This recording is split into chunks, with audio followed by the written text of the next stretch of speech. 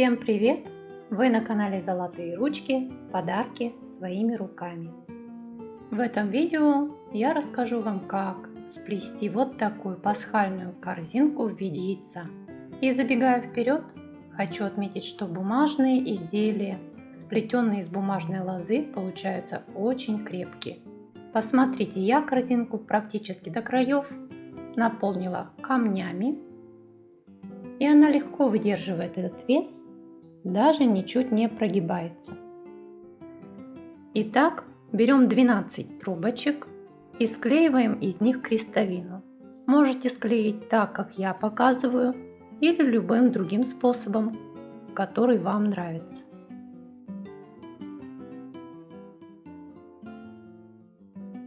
Оставляю под грузом до полного высыхания. Когда крестовина высохла, можно приступать к плетению. Беру 2 влажные трубочки и начинаю плетать вот так. Кончики я не подклеиваю, я их потом прячу в плетение в дальнейшем. Если вы только начинаете интересоваться плетением из бумажной лозы, то для вас на моем канале есть целый плейлист, который так и называется «Плетение для начинающих». Ссылку на него я оставлю в описании к видео.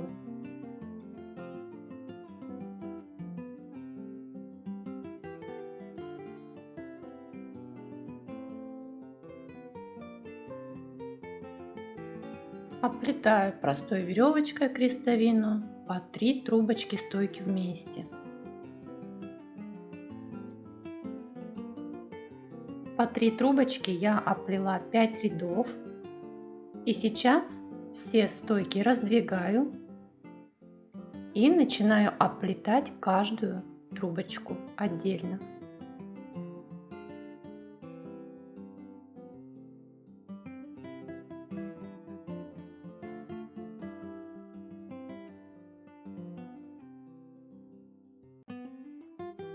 И так плету до тех пор, пока мое донышко не вырастет до размера донышка формы.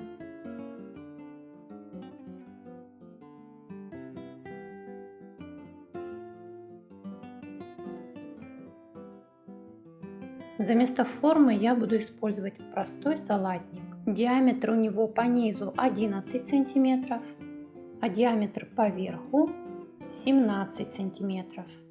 Это если кому нужны точные размеры. Сейчас все стойки трубочки подрезаю наискосок и наращиваю. Для склеивания трубочек в работе использую клей титан водостойкий.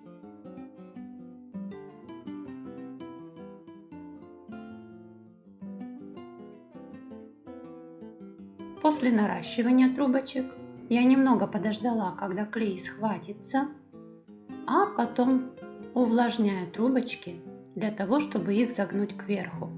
Ставлю форму для плетения на донышко, поднимаю трубочки стойки вверх и все фиксирую бельевой резинкой. Затем к каждой трубочке стойки я подклеиваю еще по одной трубочке. Причем я взяла влажные трубочки, чтобы они сразу же запомнили изгиб моей формы.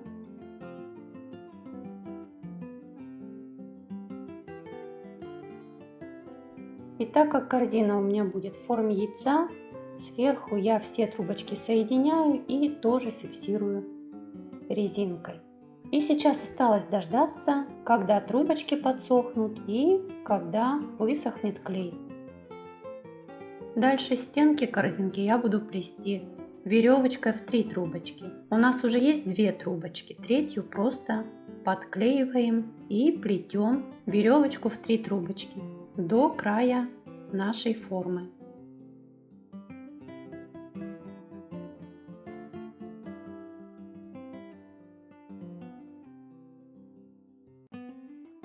Когда доплетаем до верха формы, то одну трубочку из 3 я обрезаю. И если вы переживаете, что она куда-то выпадет или денется, то ее можно подклеить. Достаем форму салатник из корзины, потому что дальше плетение будет идти на сужение.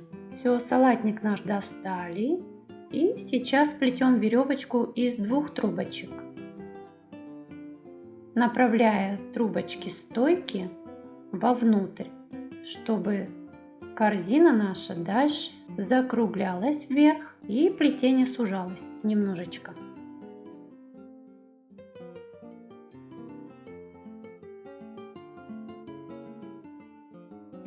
Я проплела веревочку 2 трубочками 3 ряда. Отрезаю еще одну трубочку, оставляя только одну рабочую трубочку.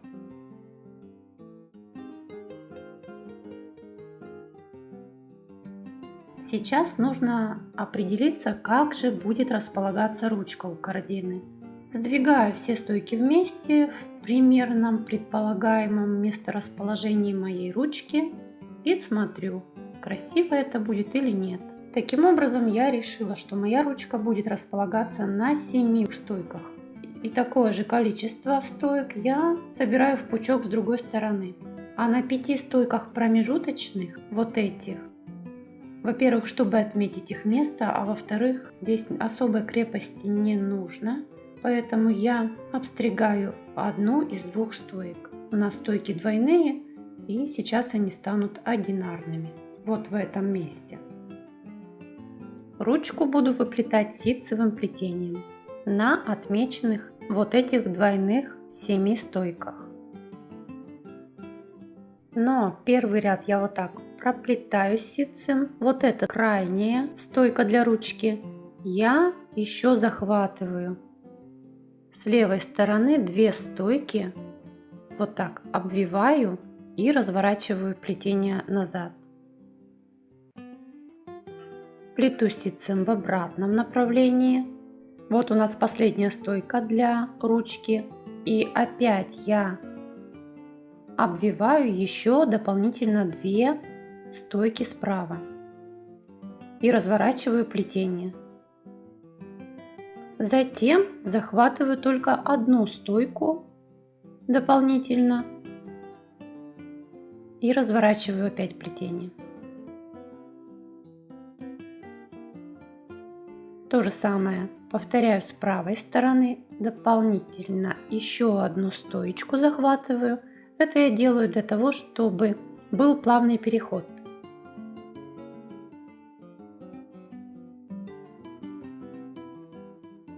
И сейчас плету ситцем на стойках, которые у нас предназначены для ручки. Вот на этих, наклоняя их вовнутрь и сужаю их друг к другу все ближе и ближе. Когда проплела один ряд на вот этих стоечках, то вспомнила, что мне же нужна еще будет загибка в этом месте. Для того, чтобы ее сделать, я отклоняю вот так в сторону трубочку, и с помощью этой трубочки потом мы будем делать загибку. И дальше продолжаю плести, сужая все трубочки друг к другу. Так я проплела 4 витка, вот так, если посчитать со стороны, то 4 загиба получается. И сейчас нам еще нужна трубочка опять для загибки. Это я делаю сейчас уже другим способом. Точно так же, как мы оставляем трубочки для дальнейшего плетения, когда плетем донышко квадратное или прямоугольное. Вводим вот так дополнительные трубочки, оставляя концы торчать снаружи, чтобы потом с помощью этих трубочек сплести загибку. И вот так вот продолжаем плести, прижимая трубочки друг к другу, все ближе и ближе, формируя наше яйцо и оставляя трубочки одним из вариантов, который я вам показала, через каждые 4 поворота на краю ручки.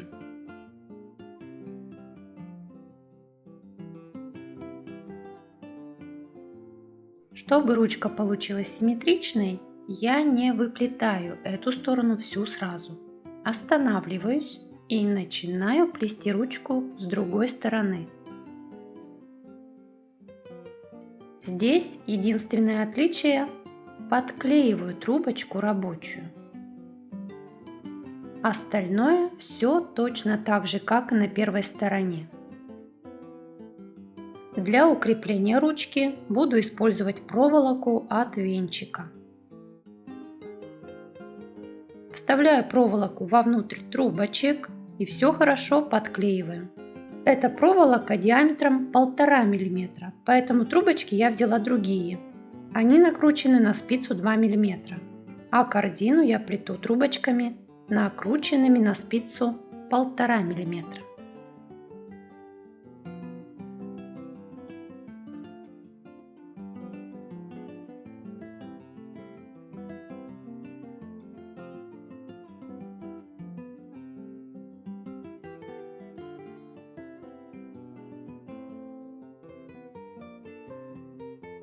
Эти трубочки с проволокой внутри вставляю вот сюда.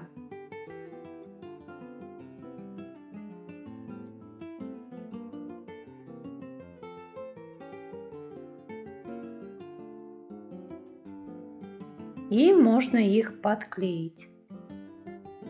Дальше продолжаю выплетать ручку, сужая ее кверху.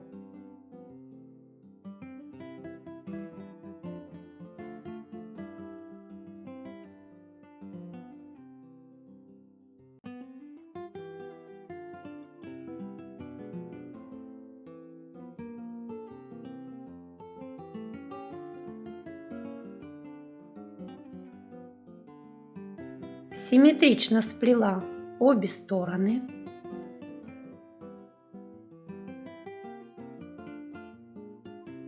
Обрезала наискосок несколько стоек, а оставшиеся подклеиваю аккуратно все к трубочкам с проволокой.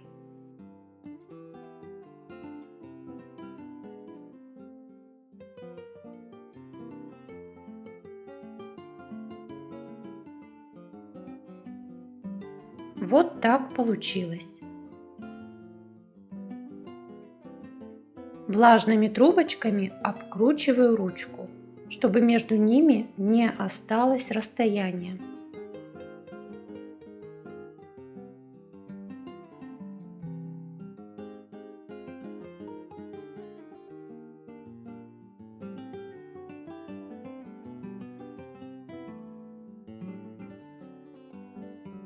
Концы этих трубочек обрезала и подклеила. И вот с этой стороны, где у меня получилось две трубочки, одну из них беру и накручиваю сверху на обрезанные трубочки, чтобы их не было видно.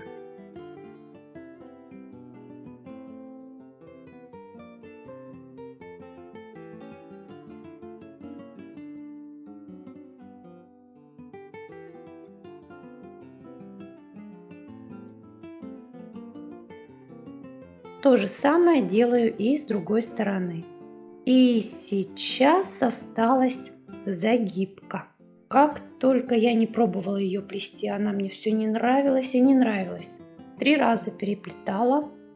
Конечно, трубочки все помялись, и я их решила заменить. Где это возможно, конечно. Обрезала под самый корень и вставляю новые трубочки.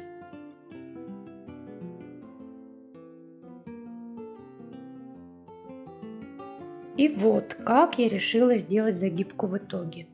Буду плести широкую розгу, но не по кругу. Ввожу в плетение дополнительно 3 пары трубочек поочередно. И плету обычную широкую розгу. Только начало и конец у этой розги — это торчащие вот так трубочки.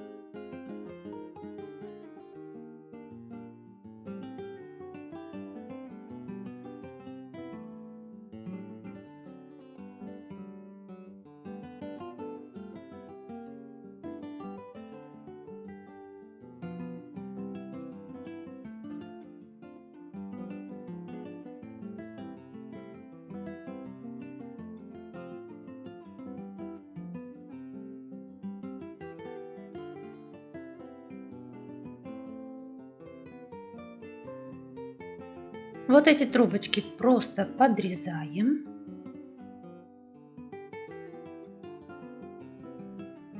А чтобы спрятать эти концы, я распустила вот этот замок, который сделала раньше. И делаю такой же, только сверху всех вот этих трубочек. Концы трубочек от розги я подрезаю наискосок в месте, где будет замок.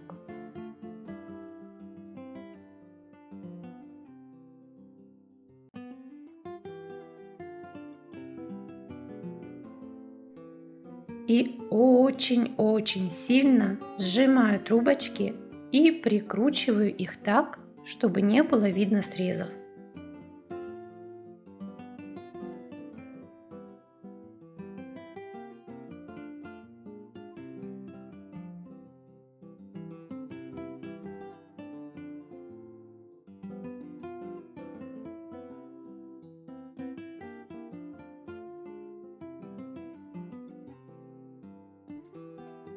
Все то же самое повторяю с другой стороны.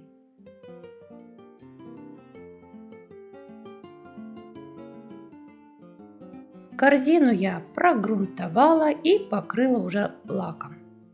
Надеюсь, что сейчас сомнений у вас по поводу прочности корзин из бумаги не будет. Она спокойно выдерживает нагрузку камнями, а уж пасхальные яйца выдержит легко. Кстати, как покрасить яйца куркумой и краснокочанной капустой, ссылку на видео я тоже оставлю в описании. Ставьте пальчик вверх, если видео было для вас полезным. Подписывайтесь на канал и жмите на колокольчик, чтобы не пропустить новые видео. Всем пока-пока и до новых встреч!